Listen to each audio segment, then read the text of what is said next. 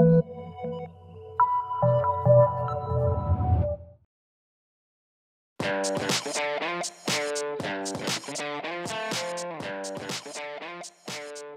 I'm Alexander Sliwinski, News Content Director here at Joystiq, and my favorite game of the past 10 years has been Civilization V. The entire Civilization series has shown up in my annual Best of the Rest list, from Civilization IV and its expansions, to Civilization Revolution, which was, the console and mobile-focused title, and finally Civilization V. And I've easily spent more time with this series than any other over the years.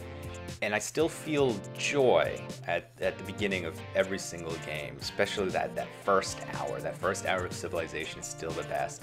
And I enjoy it over dissecting the way it works at a mathematical level. And this is probably why, even though I'm a series fan, I don't freak out every single time a new version comes along, because the series has had a lot of changes over the years. And even though it's had a lot of changes and adjustments and tweaks, it stayed true to its epic roots.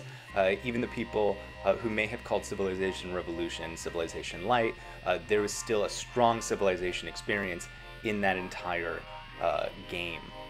And Civilization V actually made some of the most radical changes to the series, particularly the addition of the hex-based board and the removal of that most hallowed of Civ traditions, the Stack of Doom, which is basically just taking a bunch of guys and layering them on top of each other and then just pushing it forward across the continents.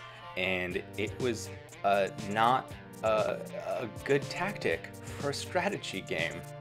So people had to relearn strategies for Civilization V, which only allowed you to have one person per tile instead of just making these stacks of doom. And following several expansions to Civilization V, the hardcore haters have calmed down, and the game stands out, as a strategy title that is slightly, for the slightly more evolved player. And it's not designed for a niche audience. It's something that you have to give kudos to Firaxis to every single time.